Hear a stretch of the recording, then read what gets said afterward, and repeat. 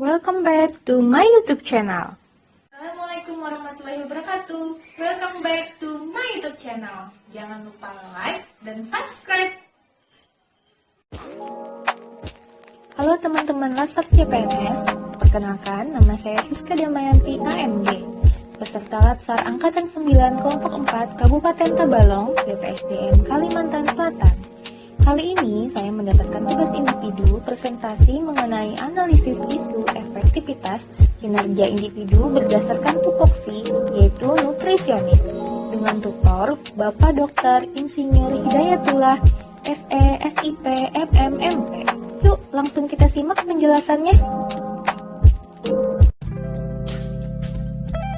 Dimulai dengan mengidentifikasi masalah. Kita tentukan dulu 3 masalah utama yang ada di tempat kerja kita. Saat ini, saya bekerja di Puskesmas Muara Harus, Kabupaten Tabalong di bidang gizi. Baik, langsung saja. Di sini ada 3 masalah yang terdapat pada program gizi. 1. Rendahnya kunjungan balita yang datang ke posyandu. 2. Kurangnya edukasi gizi tentang status gizi balita stunting yang dipantau melalui penimbangan berat badan dan pengukuran tinggi badan. 3. Orang tua cenderung merasa tidak perlu membawa anak ke posyandu setelah anak diimunisasi lengkap. Setelah kita menentukan masalah, maka untuk menentukan prioritas masalah yang harus diselesaikan terlebih dahulu dengan menggunakan metode USG. Adapun pengertian USG adalah U. Seberapa mendesak isu tersebut harus dibahas dikaitkan dengan waktu yang tersedia. S. Seriousness.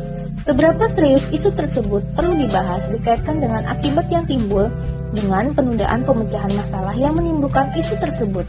G. Growth. Seberapa kemungkinan masalah penyebab isu akan makin memburuk kalau dibiarkan. Dengan keterangan skor 5 sangat mendesak, 4 mendesak, 3 cukup mendesak, 2 tidak mendesak, 1 sangat tidak mendesak.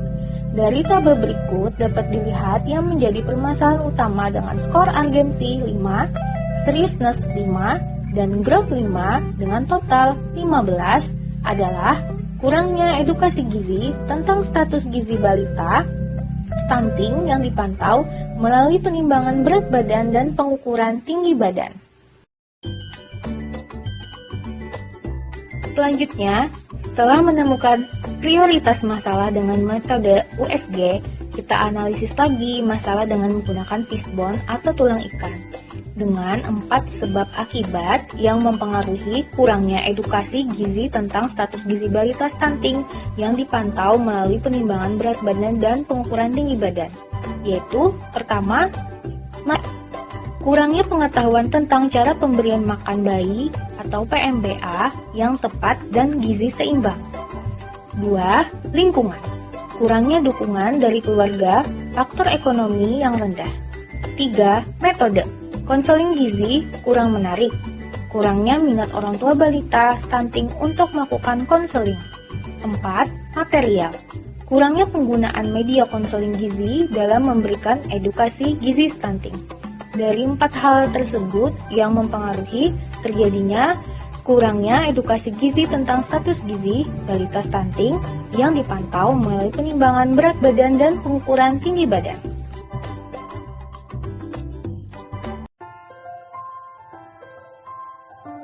Selain dengan fishbone, kita juga dapat melakukan analisis dengan SWOT, di mana S adalah strength atau kekuatan, W adalah weakness atau kelemahan, O adalah opportunities atau peluang, dan T adalah threats atau ancaman. Dari permasalahan yang kita temukan, yaitu kurangnya edukasi gizi tentang status gizi balita stunting yang dipantau melalui penimbangan berat badan dan pengukuran tinggi badan, maka kita analisis melalui kekuatan atau strength, yaitu kemampuan orang tua balita dalam memberikan makanan yang sesuai dengan usianya dan bergizi seimbang.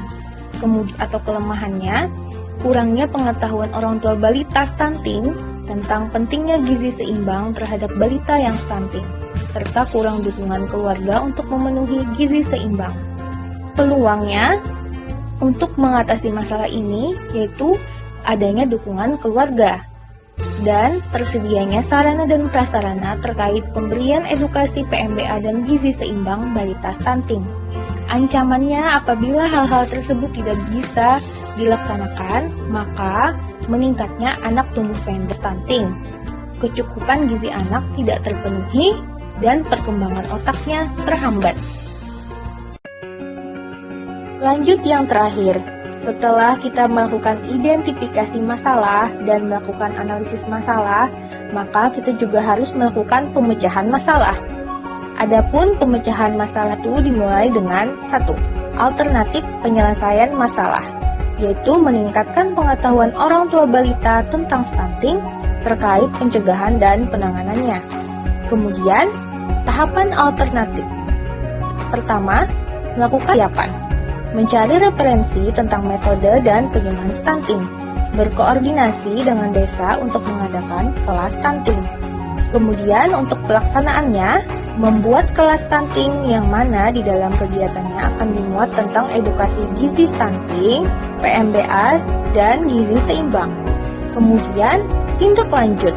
Para orang tua balita stunting mempraktekkan cara pemberian makanan yang tepat sesuai dengan usianya, serta dapat melakukan pertanyaan mengenai stunting.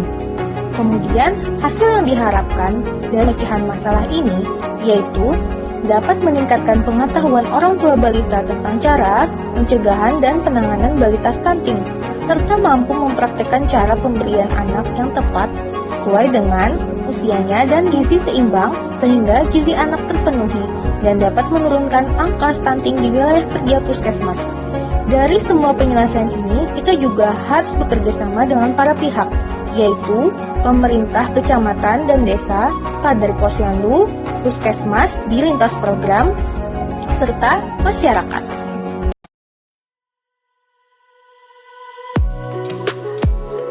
Demikian presentasi saya mengenai analisis isu efektivitas kinerja individu berdasarkan tupoksi. Semoga bermanfaat. Akhir kata, wassalamualaikum warahmatullahi wabarakatuh. Cegah stunting itu penting.